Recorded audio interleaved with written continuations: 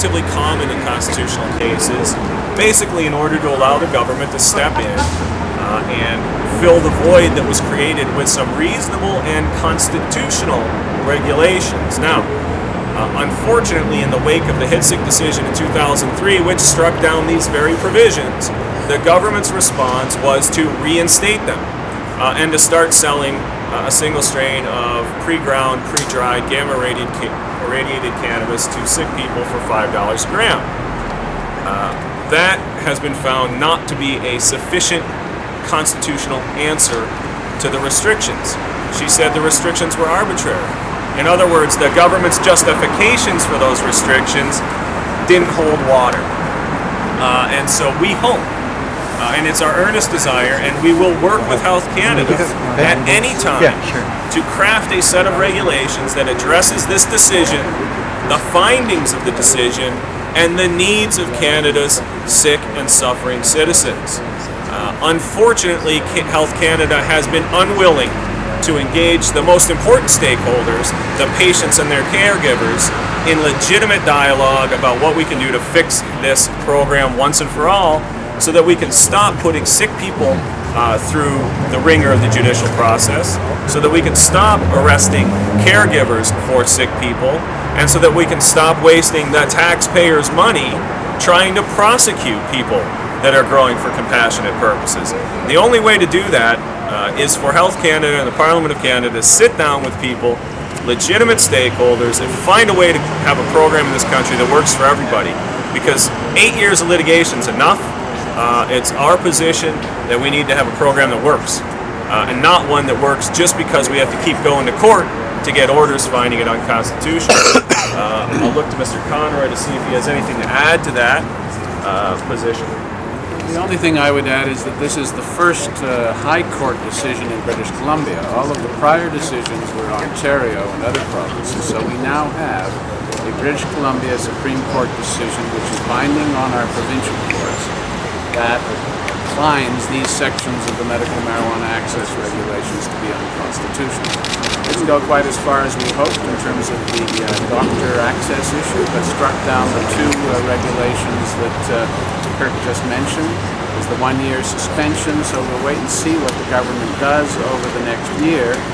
They're unlikely to appeal this decision. It's questionable if they have any appeal because Mr. Barron was found guilty, so the government's not going to appeal those findings, and we'll have to consider whether there's any interest in appealing some of the other issues, but given the absolute discharges on two major counts, and given the findings striking down the regulations, I think it's a very good decision in terms of medical marijuana in the province of British Columbia. Hopefully we'll continue to impact it. Before passing it over to Mr. Barron, I'd like to say that in top of our findings, the judge found that there's between 400,000 and 1 million Canadians that currently claim to be using cannabis for medical purposes, and yet currently through the Health Canada program, only 2,600 people are protected from arrest and prosecution, and obviously this is an untenable situation. The judge went on to urge the federal government to license and regulate clubs and to work towards a licensed and regulated system for distribution that would create a safe source of cannabis within an environment that's conducive to healing. I'd like to thank the witnesses and who took the time and energy to come and speak. In this case, particularly the medical cannabis patients themselves. I'd like to thank our supporters and our sponsors in this expensive and lengthy trial. 90% of Canadians support the medical use of cannabis, and those 90% of Canadians expect and deserve so much better from Health Canada than this continued failed and expensive program. Canadians deserve a program and medical cannabis policies that are based on science, reason, and compassion, not fear, prejudice, and misinformation. And so we expect Health Canada to respond accordingly. Thank you very much. I'll pass it over to Mr. Barron. I don't have too much to say. It's been a really long journey. It's over 5 years. I'd like to thank Ronald Ranger, who back when this started we came across. It was a glaucoma patient. He just wanted to smoke cannabis to see. He just wanted to see. And he was mugged and raped on the streets trying to find medical marijuana. We found him at the Compassion Club. We gave him free cannabis for the rest of his life. He's not with us anymore, but I just hope that this kind of activity will cease. People that want medical marijuana for their medical needs will get medical marijuana for their medical needs without the dangers of the street or the dangers of someone growing cannabis and adding stuff to it that doesn't need to be there, or just it's fantastic. It's an awesome day. It's been a long journey, and I'm happy. Matt, you must have had a bit of a start with the judges.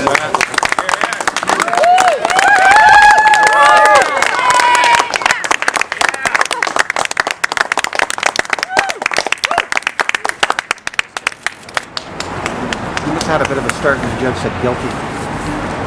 Of course, roller coaster ride. She said guilty outside. They were talking if I was even eligible for a conditional discharge, and talking 14 years to life. 14 years to life for what? Helping people like Ronald Ranger? Yeah.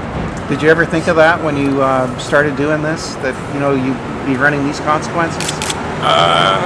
Yeah, for sure. But I'm walking my truth. I'm helping people. At the time, my decision was, if you wanted to put me in jail for helping out a guy like Ronald Ranger, then I'll go to jail. I'm going to help out guys like Ronald Ranger. They can't help themselves. You're a hero, Matt. You're a hero to all Canadians. Thanks, Matt. Thank you. Thank you very much. Any more questions? Thanks very much. Thank you very much for coming. I appreciate it.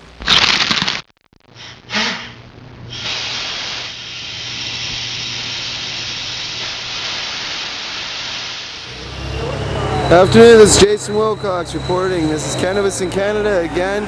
I've got Johntson here with us. Some of you might know him from online. I won't use his online username for personal protection. Laugh out loud.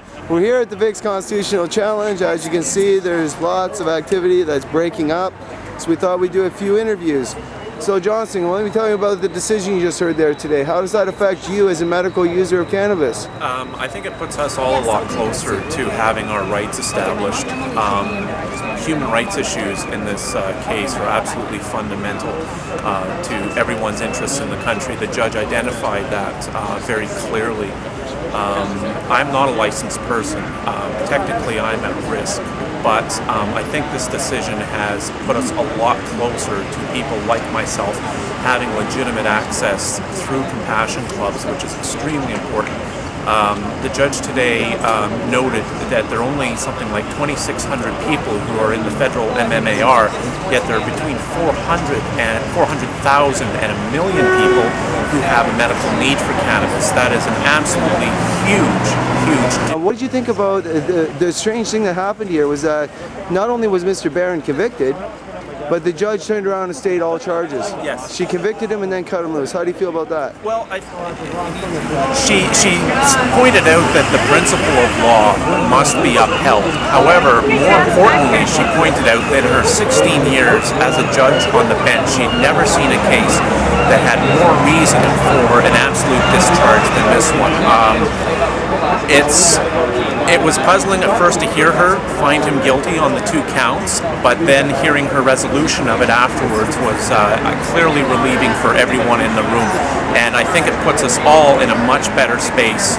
It certainly puts the issue of cannabis into the gray area for medical use. So I think it's absolutely a step forward for all of us. And she cited the HITSIC decision heavily, which was very important in this case. And she went on to uphold HITSIC, uphold Parker as is, of course, because of previous cases. Exactly. And also say that they can't hide behind. My understanding, I don't know, maybe you can correct me, but I thought she really kind of laid out that the 1960 treaty cannot be hidden behind anymore. Did you catch that part? Yes, I did, and that's, I think, is very significant because that's something that's been touted before, is that we are subject to that international convention, and she has basically said that our Constitution overrides that, and she's basically quashed that as an argument that had been presented against the medical use of cannabis.